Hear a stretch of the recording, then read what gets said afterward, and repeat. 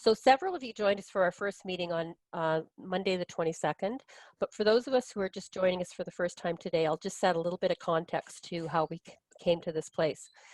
So the Social Planning Council of York Region, of which I am the co-chair, along with Dennis Bailey of the Community Legal Clinic of York Region, and the York Region Food Network, Kate Grabett being the executive director, work collaboratively on many projects that address issues of social justice, access, equity when it comes to food security, housing, income, decent work.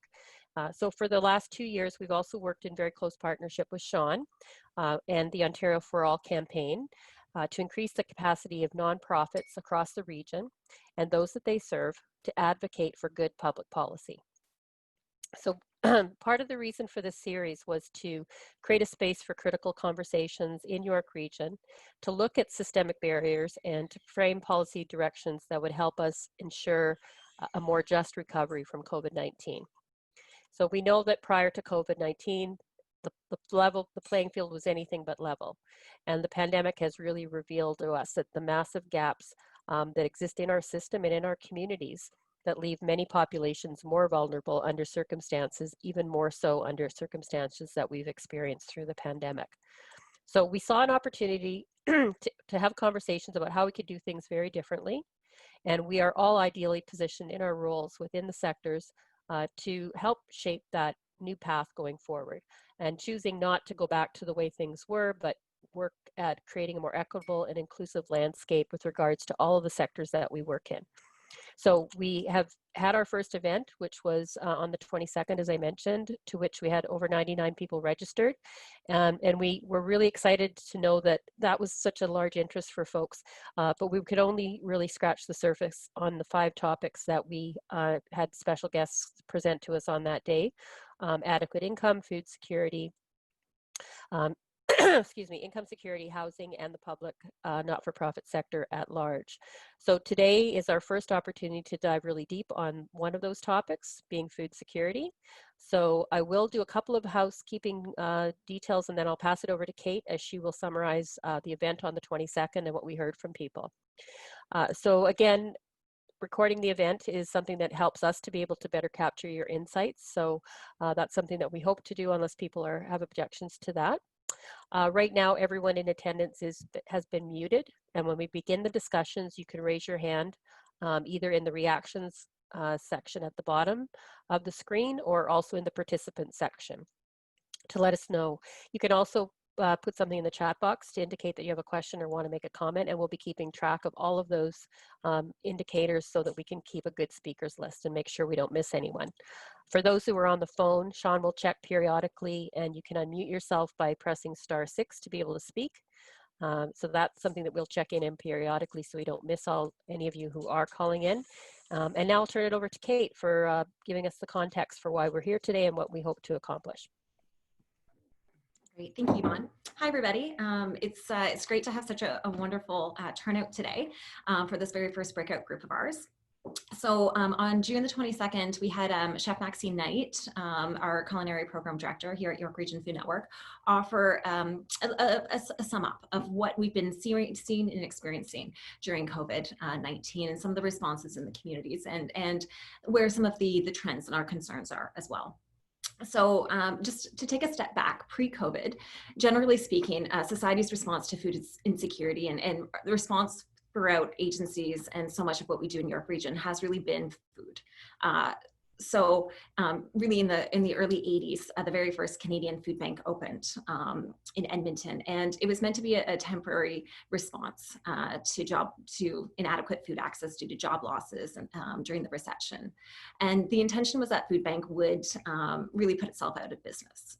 So for the past 40 years, we've had this institution of food banks and food charity, which was never supposed to be a permanent fixture in our society. It was always supposed to be kind of this temporary means. So they have adapted throughout the decades, and we have seen so many great and amazing changes to them. But I think that's the context that we have to keep remembering is food charity. It shouldn't exist. And what we've seen during COVID is food charity is really very much a necessary response. Nobody is going to deny that. It's been crucial, and to see how every single organization who currently works in food security has adjusted and pivoted their responses during COVID has been pretty astounding. And also to see so many grassroots initiatives emerge has been incredible, that community support. But I think what all of us within the sector would acknowledge, and at least I hope we would all acknowledge, is it's not a perfect system. There are inadequacies, there's challenges within it.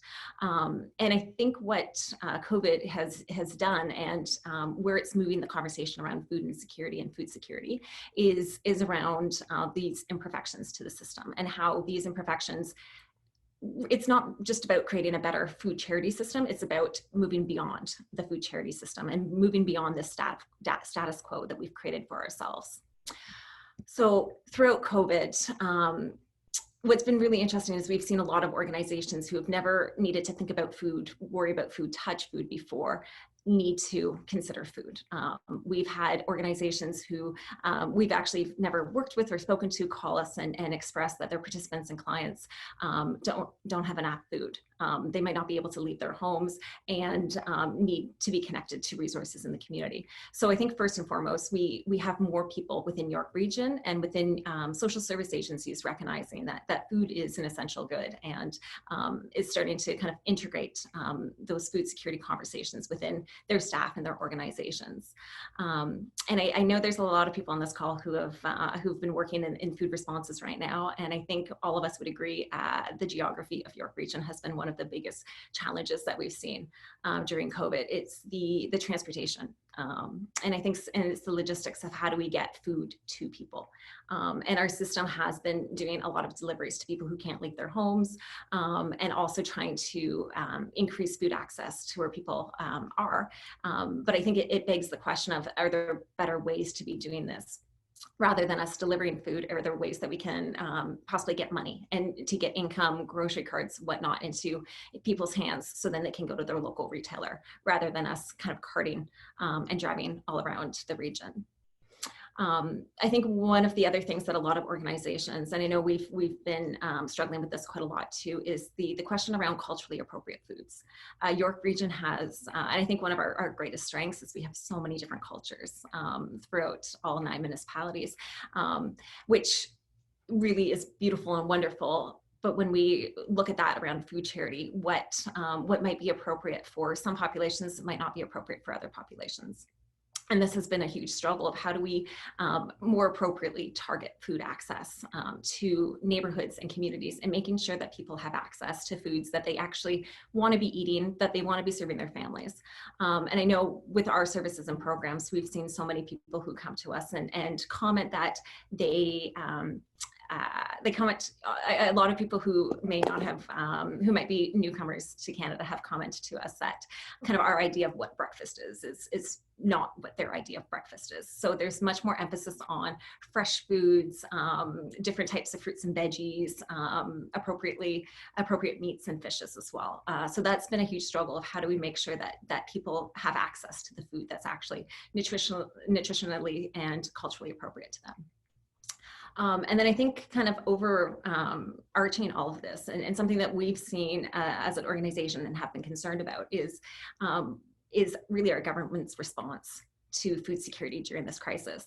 Like we have a federal government who's turned to Food Banks of Canada and to food charity as a response to inadequate food access during this crisis. And I would argue that there's probably better ways and easier ways that we could secure food to people. And one of that could be making sure that people have money in their pockets to actually go and purchase their own foods.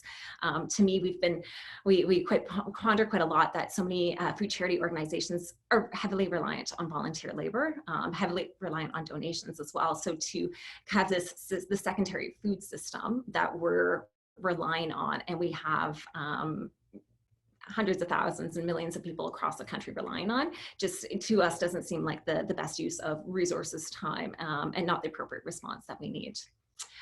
So for us, at York Region Food Network, and what we heard on June 22nd, and where we would like to take this conversation today is looking at yeah, everyone's experiences during COVID around food security, some of those challenges, concerns, and also figuring out and identifying how we need to shift these conversations, and how we need to be working with various levels of government to change understanding and education around food security. So I'm from here, I think, leading this over to Sean, who will start our conversation. And first off, I just want to know if there are any questions for Kate about the summary that she just gave, or about the information that came from the last meeting, before we delve into thinking about how we move forward and where folks in the region want to focus. So just any quick questions for Kate, if people want to flag those in the chat, or raise a hand in the participants section, or just click the reactions button to raise a hand. Make sure everybody gets a chance to clarify and fill in any gaps. Okay, that's great. So what we wanted to do today is have a little bit of time to dig a little bit deeper into the issues that Kate just reviewed. And the last session, as you saw in the summary that we circulated, touched on a number of topics on the challenges associated with food being dependent on charitable organizations, and the importance of people having adequate income in order to be able to access the food that they need, and some of the roles that the not-for-profit sector has played in trying to facilitate access for folks, and how to build on those, and especially how to build on the capacity of systems to make sure that people have access to culturally appropriate food. What we wanted to do today is delve into a few of those. And I guess I'd like to start with that first and bigger overarching question, which is how do we ensure that people have access to food in ways that don't depend on charitable access? People have thoughts about where we should be focusing our energies in order to make sure that people can get food without necessarily having to rely on food banks and on other charitable institutions.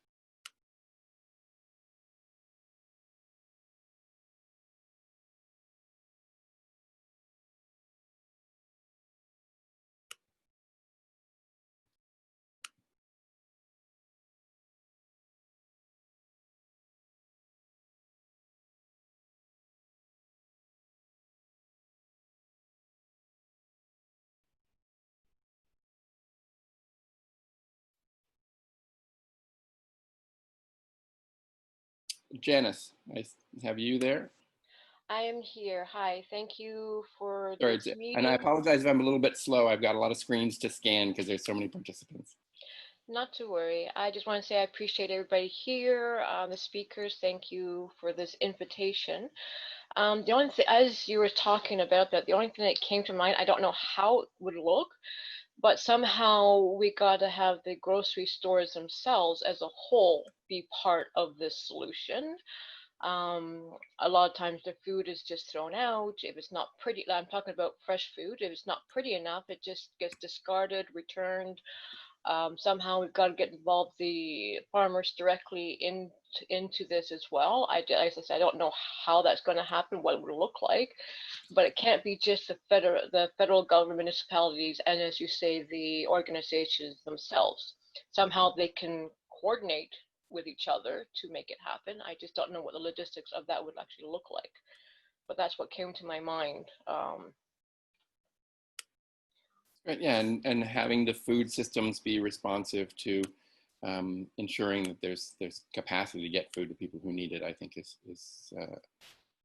one of the things we don't do terribly well. So. Other thoughts about accessing food in non-charitable ways?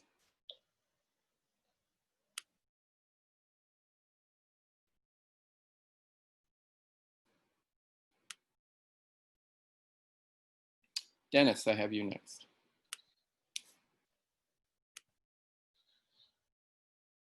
You're still muted. There you go. How's that? That's perfect. Thank you. We'll get the hang of this eventually, eh, Sean? Well, hardly being an expert in this area, I'm sort of hesitant to weigh in, but I was an environmentalist actually before I became a lawyer. So maybe I've got just a little bit of cred still hanging around about that. And one of the things that's always struck me, and I was sort of semi-raised on a farm, and food for us on the farm was very local. Even though my aunts and uncles with whom I lived every summer didn't grow everything they ate, I realized quite early on how easy it is to grow a lot of crops that are sort of staples. And to me, to answering Sean's question about how we get away from, the charitable model of food solutions, is that we have to enable everyone in society to have greater access to things they control themselves in the way of food. I mean, this gets complicated because food is so intimately tied with things like energy and its use in production as well. And many of the solutions, I think, for how to solve the food inequity problem also deal with those energy related questions. Buying local rather than, buying grapes from Mexico this time of year, that kind of thing. So I guess what I'd like to see over the long run is a greater awareness of resources that aren't being appropriately used right now. I can give you a couple of quick examples. Probably the biggest use of farmland in York Region right now are front and backyards of houses. And most of them are producing nothing but grass at huge environmental cost. And it would be so nice if people could start to look at their, this is for homeowners, obviously. And I mean, I'm conscious of the fact that many people don't have the luxury of a front yard or a backyard. But if everybody or a significant number of people started to convert to a more sensible use of that land. And of course, there are other options too. In some places, they've tried green roofs to expand the sort of, you might say, the tillable area available. I think that would put a big hit into our model of relying upon big agriculture to provide our resources. And that's we're forced into food banks because of the way our food chain is established, essentially. And I'm sure that Kate and others involved with the Food Network and all the food banks as well would be happy to see more use of things like food co-ops that bought directly from local farmers, that kind of thing. I'm sure they'd love to see an expansion of community gardens. Maybe, and sort of bring the cost of those things down as well. But, as somebody who, like I say, grew up on a farm, I think people would be, and by the way, the farm I grew up on was near Timmins, so it was not a long growing season. But I think many people would be really surprised at how much of the stuff you put on your table you could probably grow in a fairly small space if you had access to it, whether a front or backyard or a community garden. So I guess I'd like to see maybe some of that considered in the long run. And like I say, it's closely tied with environmental or energy savings as well. For the life of me, I don't understand why we build houses the way we do. There's so many passive solar options that are out there that, I know I'm drifting a little bit here, but I'll tell you something, this pandemic has reminded all of us that we don't actually need to live the way that we did 6 months ago. And of course, one of the greatest ironies of the pandemic is that probably the most pronounced upside, if there is one, of the whole thing has been the fact that the air pollution index is down. We're producing far less carbon into the atmosphere. We're doing far less damage to the upper atmosphere than we were previously.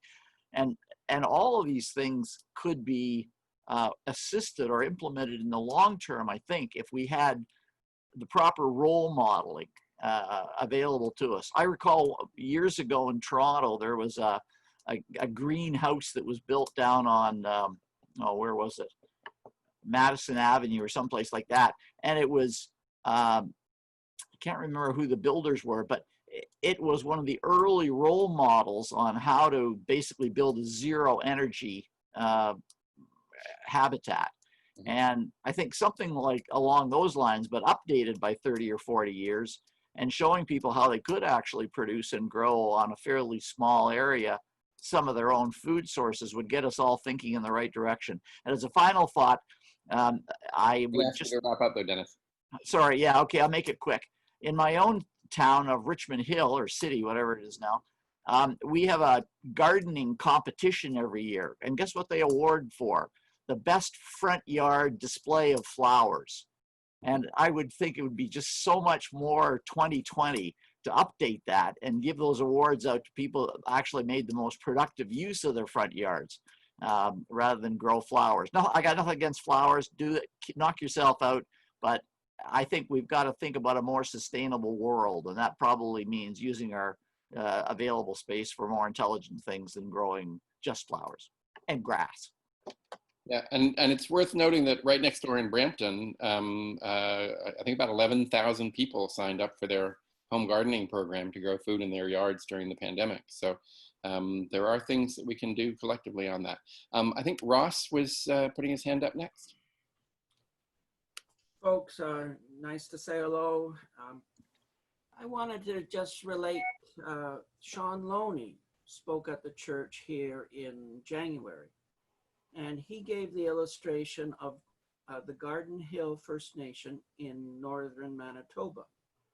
And the store brought everything in, lifted everything in. And the people were not eating well. They had high diabetes. And so they started a co-op. They started a business to supply food and help people have their own food. I think it becomes a parable for how we could shift. And the Garden Hill First Nation, it was well named because it was a garden like north of Timmins in terms of latitude. But they're feeding their own people, and the diabetic rate is going down.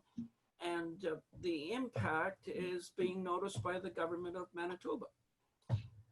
So there are systems that we need to do a systems analysis, and I thank you for helping me think of that. That's great. And I noticed in the chat, Janice just mentioned the importance of keeping in mind the scope of solutions and the scope of impact, that there are some things that work for some people and other things that don't. Not everybody has yards. Not everybody has access to the option to grow. So we do have to keep in mind that broader issue of the accessibility of options and the variation in the accessibility of options as we work. John, it's Yvonne. I just wanted to throw out some food for thought. No pun intended. But I think, you know, the research shows that Canada, as a developed nation, our cost of food, I agree, the food co-ops are a great community effort, and it will actually reduce the cost for lower income neighborhoods, especially those who are in food deserts and don't have access to larger shopping centers where they can get food at lower prices.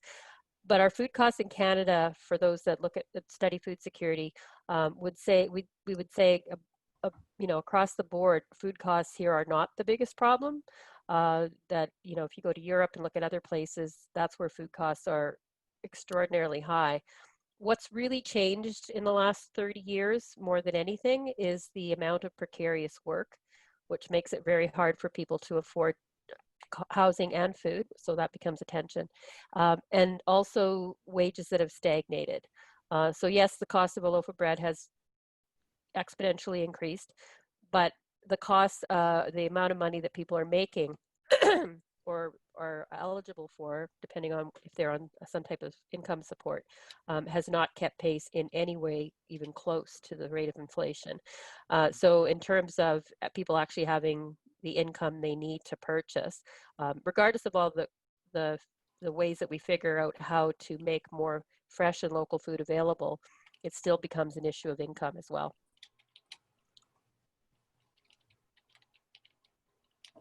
And I think we probably can't forget the role of the cost of housing in squeezing out people's capacity to afford food. So on that, I know that that was part of the discussion last time, and that we haven't spent a lot of time on today.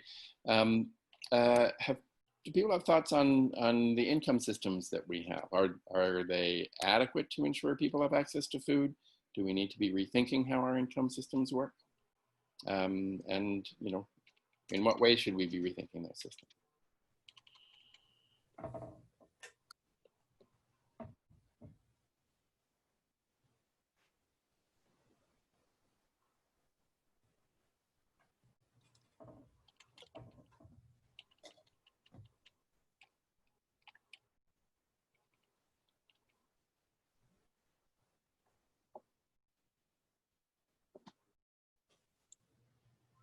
Not everybody at once.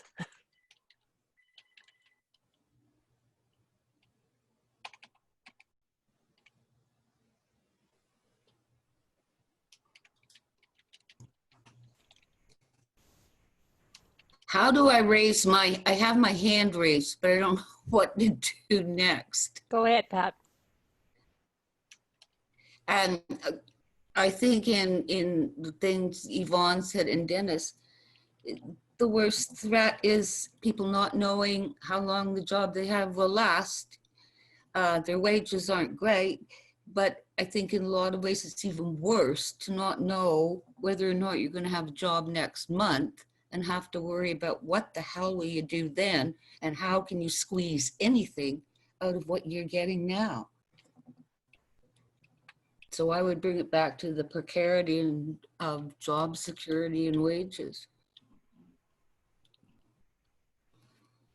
Certainly with rising costs and precarity of work and the inflation, wages not keeping up with inflation, and housing rising as fast as it does, there are going to be some challenges with income supports. And as Armenian Nizim was saying on the radio this morning, with our strategies around the supports for working age adults as well as people who aren't able to work. I've noticed, Sherilyn, you've jumped in. Do you want to say a few words? Because there's some notes in the chat. Yes, I just, when you spoke about work precarity, yes, and then those folks who are not working, Ontario Works and ODSP are very low too. So it's very hard for people who are on those programs to be able to make that money stretch through a month so that they have enough, still have enough money toward the end of the month to be able to get their food from the grocery store. Because it is, although we can grow quite a bit of food in our yards, as Dennis was pointing out, we do have the winter months in Canada too, when unless we've been really good about freezing our vegetables and fruits, and so we have them through the winter, there is less that we can get from our yards at that time. So yeah, I also wanted, oh no, that's good for now. Thank you. Thank you, Sean. Thank you, Sherilyn. And I do have to confess that you know, when I look out at my garden and wonder about being entirely dependent on my capacity to grow things, I do fear for my future. I have a plan if ever there was one. I will certainly be thinking about income supports, and as you mentioned in the chat, OW and ODSP are certainly quite low. We've just come through a period where you know, we have a federal government that says you need $2,000 a month to live on, and yet we provide people on OW and ODSP with less than half of that on an ongoing basis, and exclude them from the federal program. So that certainly is going to be an impediment to accessing food. Geraldine, I had some notes from you. Do you want to jump in?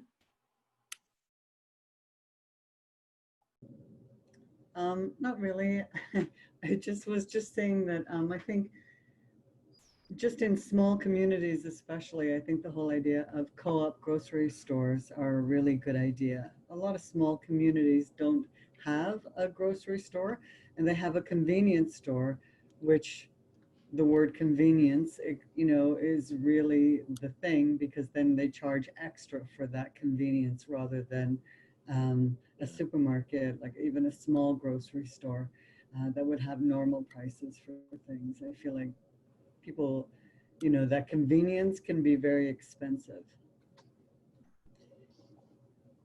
And what we see is the people, and as you mentioned, precariously employed, living on a minimum wage that is quite low, are also the people who tend to have the time pressures in their lives from working multiple jobs and the other pressures that exist.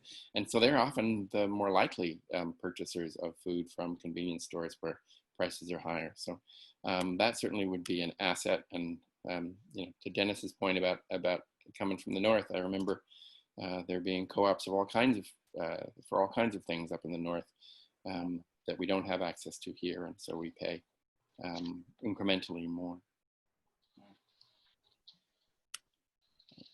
Just checking for other hands.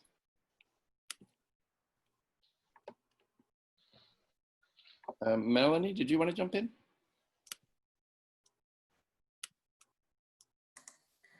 I was just agreeing with Dennis in regards to, that most people who have a garden have excess, items that they grow, and, to be able to share it freely with others. Obviously, there's concerns in terms of safety of food, but kind of like the community library boxes that people are posting on their front lawns, it would be neat to sort of change that mindset of, paying it forward. Or, you do hear of in Europe, grocery stores that are giving away the free produce, that before it soils. So somehow to be able to change that mindset and, allow people to be able to take it without being judged or feeling that, that they're in need, but they're able to take it freely. And we've certainly seen some incremental initiatives around things like that. The federal government, I guess it was about 2 years ago, started to explore incentives to get grocery stores to contribute more of their more of the fresh foods that they weren't anticipating selling to community uses. I've got Kate next. I just wanted to, I guess, jump back around some of the income conversation. So for those who are new-ish to food security, Proof at the University of Toronto has been doing research around food insecurity in Canada for quite a few years, and it really is very enlightening and really phenomenal research. And through that, what we've been learning, particularly since I think 2012 or so, is the bulk of people, the majority of people who are using food charity services, such as food banks, are actually working, and they're working 1 or 2 jobs. And I think that just gets back to just the idea of precarious employment and as Geraldine and Janice mentioned, just inadequate OW, ODSP, and minimum wage rates. And that's something that I know, even within the social service sector, we are always so reliant on funding, and kind of year to year, you're not really sure if jobs are going to exist. And that's something that I am very conscious is a huge issue, and just a lot of short-term contracts. It puts a lot of stress on people. I know myself for years was working 2 to 3 jobs just to kind of make ends meet and to be able to afford transit, rent, and food. So it is, I think it is the reality of a lot of people, and I don't think there's any age differences on that too. It's kind of every single demographic. Yeah, and then I just to the point around reducing stigma, and I think that's key, and that's something that I know we're trying to do, and that's something that I think a lot of services are trying to do, and I think we can always do better of how do we make people feel welcome, comfortable, included within access to services, and to make sure that food is and food access is done in a way which is full of dignity. So yeah, I really like that point. Fantastic. I have Yvonne next. Thanks, Sean. I think just to kind of also remind people that what we're trying to do here is also reimagine, which I think takes some, seem a little risky and big step type of thinking. I think tinkering, I think what we're hearing from most experts right now is tinkering around the edges isn't going to get us anywhere progressive at any time soon. It's only a matter of time before we do have a next wave or a next pandemic or an environmental disaster. So, I think we want to encourage and challenge people to think big picture, even if you think your ideas might be a little bit out there or idealistic. What a lot of the imagining that's happening right across Canada right now is around some of these bigger challenges. And so while we can discount things like a universal basic income or bigger changes than we've maybe been used to seeing in the past, I think it's worth noting that there is some value in really thinking what are the solutions, even if some of those solutions might have to be step back a little bit, what would really solve some of these problems? Income security types of programs, whether they're old age security for seniors, which is really, reduced poverty, even though poverty is on the increase amongst seniors again. But those are the types of things that really do increase people's longevity, their health, while also stimulating the economy. So I don't know if Moy Wong Tam is on the call today, but Moy reminded us of how, back in the 90s, even in the 80s, part-time work was very rare. And so one of the biggest features that we have that lends itself to this precarity and to this overuse, over-reliance on charitable food is the fact that people's lives are precarious in every way, shape, and form. So it's really hard to expect, and I think for any of us, it's not even ethical for us to expect people to live such precarious lives when it comes to housing and jobs and income. What are some of the best policy directions that can at least alleviate some of those pieces? And certainly the federal government saw their way through to transferring money to make sure people didn't starve, and that money all went right back into the economy. So I guess I'm challenging people just to think big, and if it does seem like it's too big or idealistic, we can always step it back, but we need to really, I think, challenge ourselves to think big. Okay. I have comments from Cesar and Melanie. Cesar, do you want to jump in?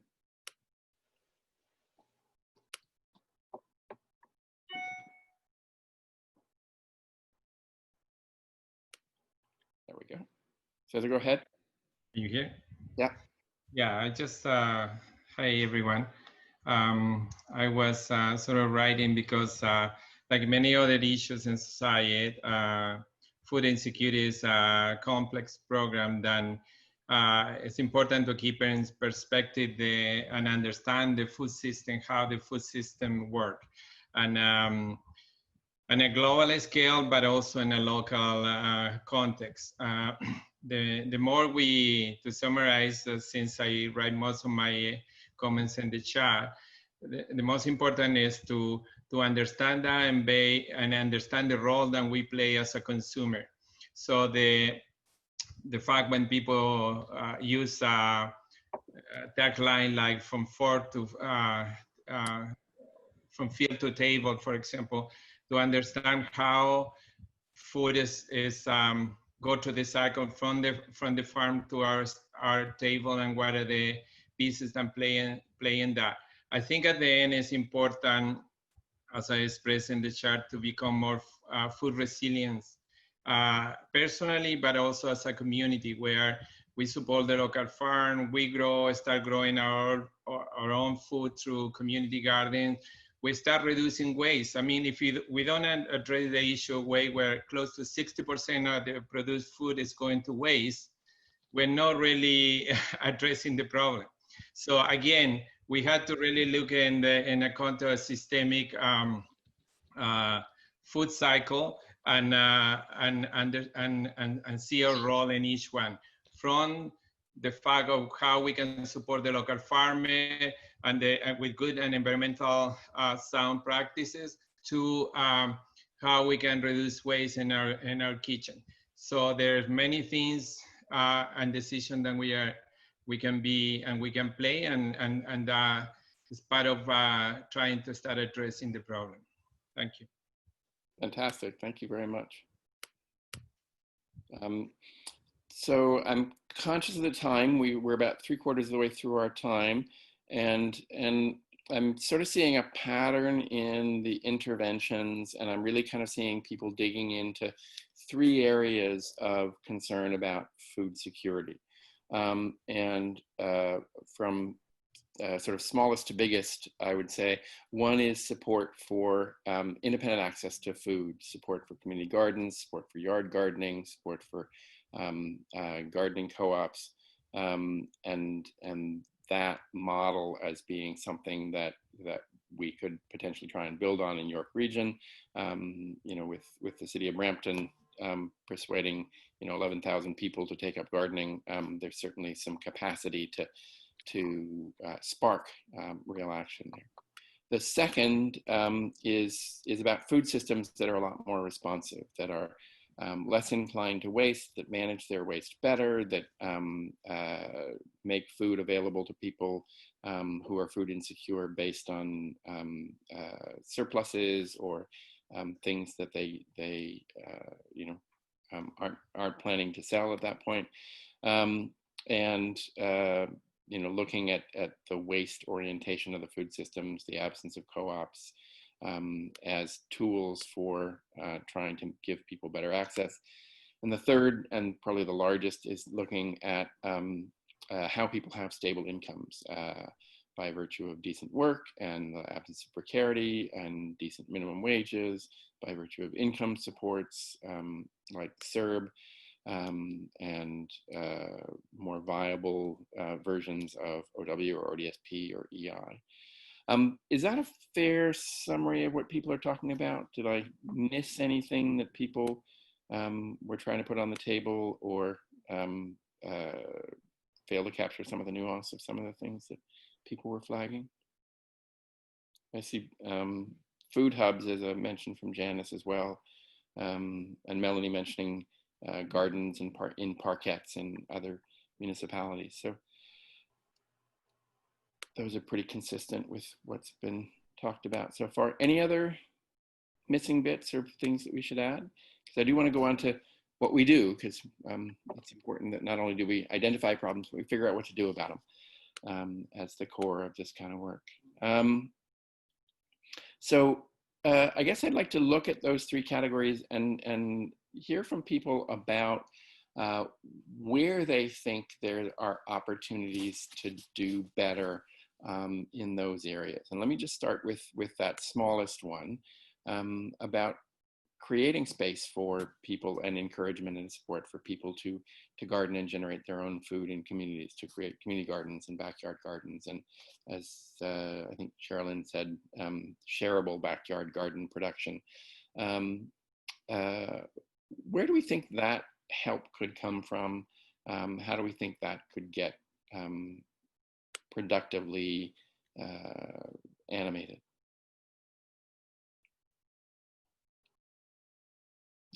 Ross.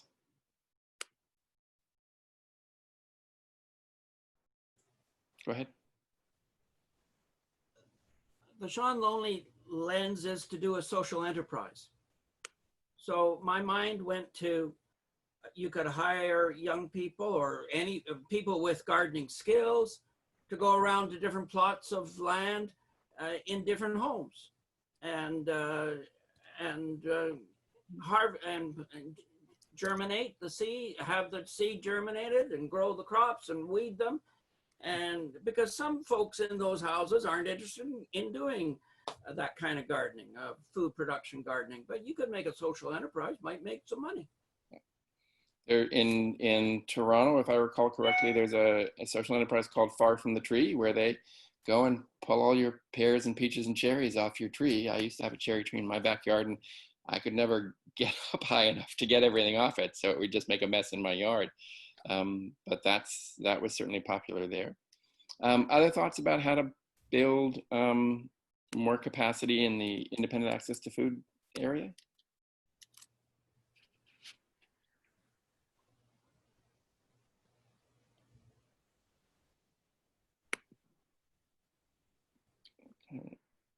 And then I'm going to jump to the next one,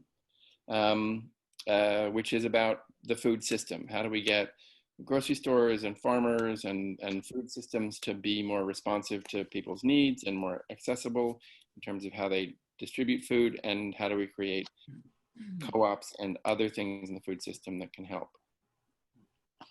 Well, thoughts on how we tackle some of those components? Yes, Melanie. Melanie, you're muted. Can you hear me? Yes, we can now. Okay, sorry. I was thinking in terms of organizations that have cafeterias on site, in terms of highly subsidizing meals for staff, so like if you're looking at factories or something where they may have cafeterias on site, that might be a nice initiative to roll out, at least during the day, or whatever their working shift, they have access to a more affordable meal. Kind of like schools. Unfortunately, most schools don't have cafeterias, but that would be a great help for students as well. Other comments on the food system and ways to improve on the food system? Somebody has mentioned restaurants and getting them engaged, not just grocery stores. And Cesar quite rightly notes that a part of the food system are the people who have precarious work in it. And so that kind of bleeds into the next point. Kate, can I ask what's been done to work with large providers in York Region on reforming the food system to try and ensure better access to food? There's a number of initiatives. So I know the Regional Municipality of York through Nutrition Services and also through Economic Development, and they have an agriculture and agri-food strategy. And then also Environmental Services does have a Smart Living strategy, which has a lot of focus on food waste. So I know those three departments have been working with various players throughout York Region, including retailers, grocery retailers, I think some restaurants and workplaces to look at food and to really look at it as a system, and to everything from how to make sure that it's kind of appropriate, nutritionally appropriate foods, and also kind of where is it coming from. So a lot is being done by the Regional Municipality of York on that front. York Region Food Network, we are the home to York Region Food Council. So we've been working kind of at a little bit of a lower tier with different businesses, retailers, and trying to form some of those connections to have these conversations. So we do have a lot of farmers within our networks, caterers, and a variety of outlets to have these conversations. And a lot of that's focused on how food is sourced, where is it sourced from, what happens with surplus food, how to mitigate waste, and I know, and within that comes conversations of who's growing the food, how are they being treated, is it fair wages, and all of that as well. So it sounds like there are some initiatives along these lines going on through the region and through the food network, and the issue really is how do you grow those to a greater scale so that they have a bigger impact? Is that I would say so. I think it's I think I would say the regional York Region is definitely further along in some of the kind of this looking and working with some of the distributors and companies as well than we are. But I think it's kind of taking some of those best practices. A lot of it has been pilots, so it is kind of reassessing and trying to better understand how to work within the sector, because we do find, and this is no different than any other sector, there's just a lot of variations, and you can't really generalize anything because it's all very kind of place-based and very specific in a lot of ways. Right. Okay.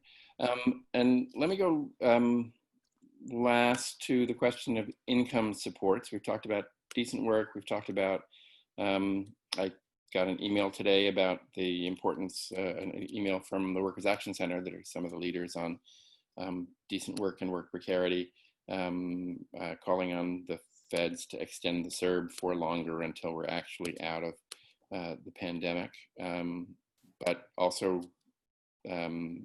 emails from lots of folks who are concerned about the folks who aren't getting the CERB and their access to adequate income supports, and of course, the question of decent work and precarity. Where does that mostly sit? What are some of the initiatives that help to address that? Alfred, I have you next.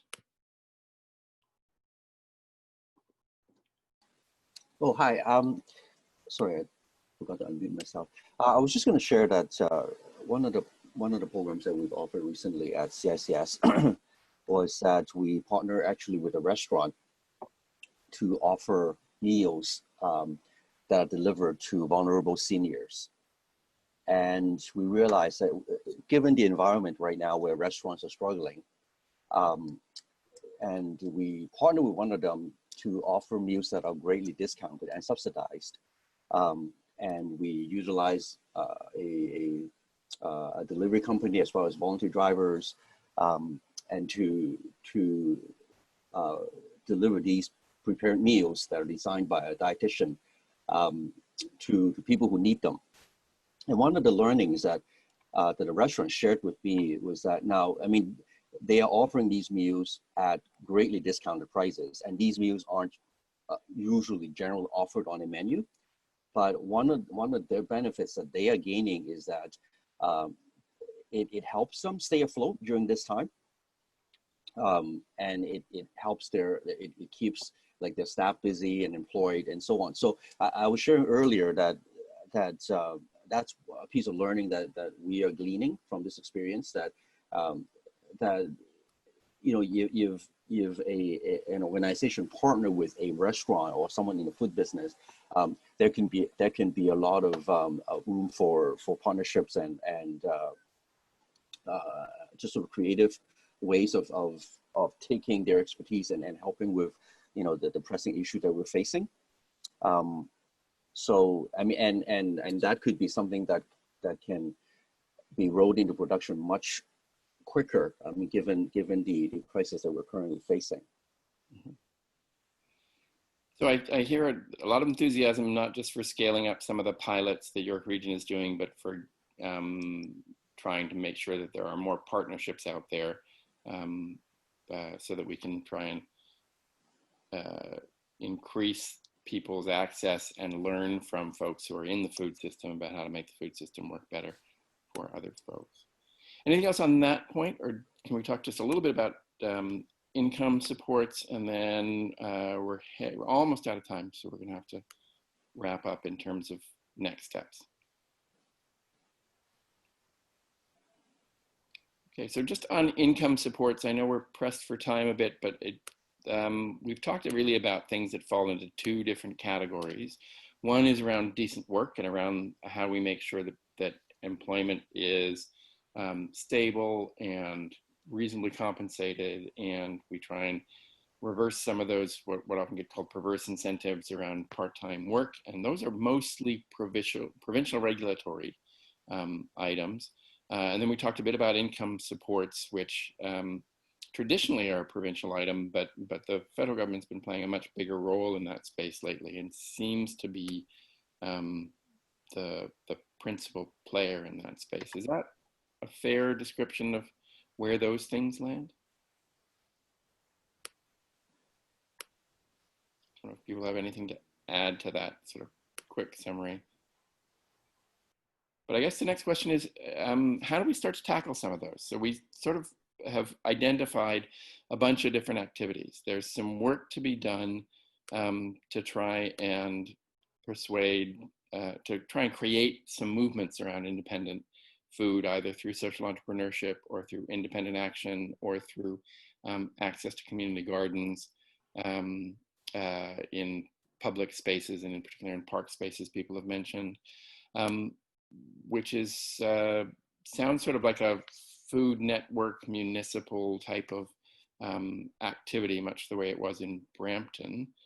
And another piece that really is about tackling the food system, something the region is active in and the food network is active in, but needs to be brought up to scale. And then a couple of things that are really issues for provincial and federal governments around income supports and decent work. And I guess I'm wondering how people want to tackle some of those things over the next little while. And we only got about 30 seconds left, which makes that tricky to do. So I'm going to make a suggestion, which is that we summarize all of this and sort of map out those 3 streams. And we circulate it back to everybody to give them a chance to look at those and see where they want to be a participant, an active participant. Because I think these issues aren't terribly new. But I think what's new and really important is that we have an environment where we really have to solve this problem, because we won't be pandemic resilient if we don't. And so this is a good opportunity to press those folks on those items. And if we can identify who wants to play that pressing role on each of those, I think that would be super handy. Does that sound like a fair set of next steps? Janice has a thumbs up. Ross has a thumbs up. Any no's? Okay.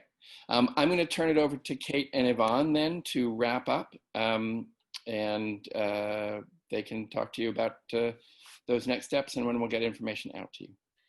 Can I just say one thing? Sure. Sorry. Kate, you had mentioned something going on with York Region, working on the bigger companies, corporations, etc. Is there a way that we could find out exactly what that actually looks like, whereabouts they are, so that way what we're doing and what they're doing can kind of collaborate together to see what's needed, what's missing? Because it's kind of, I like to know what they're doing. I did not know that they were doing this. Like, I don't have this information. I don't have this knowledge. I'd really like to know what's going on. No, I think that's a great point. I made a note. So the York Region created and endorsed an agriculture and agri-food strategy. I believe it was in 2018. And since then, they've been able to hire an agricultural and agri-food specialist. So a lot has been happening in that sector. So what I will do is I will reach out to this person and try to get as much information I can, and we will include those in our summarized notes as well, because I think to your point, Janice, that's it only makes sense if we're all working together and we connect all this information. Just add to that you know, a lot of this is not new, but a lot of it is. So there's a lot of research that's been done on food security and what some of the best strategies are, even in the immediate, the short, medium, and long term. And so some of us attended an excellent webinar on the food systems and the role of food policy councils across Canada, who have much more robust funding and ability to really tackle some of these issues. So I know we can probably access a copy of that for people that want to look at it. It was presented by Rod McRae from York University, but also was with the Food Policy Council for probably 30 years in Toronto. And so really good synopsis of what food systems are, what they can be, and how the benefits of local people really playing a part in determining what that looks like on the ground in their own municipality or their own region. So certainly if people are interested, they can email us about that. And I think, you know, from Kate and I both, we want to really continue the work. And so as much as this is going to really dovetail into tomorrow's talk about income security and of course housing and all of the other sessions that we have coming up, there is a lot of intersections with those, but we want to be able to come out with policy positions that we can take forward to decision makers, to say, here's a kind of a package of things that could actually really put us in a much more resilient and safer place for people to be the next time something happens. But even before another pandemic, even before this pandemic, we had people who were incredibly food insecure, and that number is only on the rise every year. So even without a pandemic, it begs the necessity of us really taking this seriously and doing making some big commitments to changing it. Just checking to see if anyone else has commented in the chat. So Janice said she would like to receive that information. It's certainly something we can send out to everybody who attended today. I have to get access to it myself first, but we can do that. So are people in agreement that we'll leave it there? We'll come back to you with a synopsis of today, knowing that we are going to be moving forward to develop some policy positions on these various issues. And we would love to engage you in further conversation and learning and advocacy to be able to take these ideas forward. Because if it stays here, it doesn't go anywhere. We have to make sure that our voices are elevated beyond the chat room, beyond the Zoom room, to those who, quite frankly, a lot of times are looking for solutions and are willing to listen, but we just need to have the strength and the courage to take those solutions to them. So with that, I think we'll wrap up for today. We're just 4 minutes after 4. Thanks to everybody who came. Really appreciate your time, and we'll be back on tomorrow at 3 o'clock with the housing topic. Thanks, everybody. Have a great day.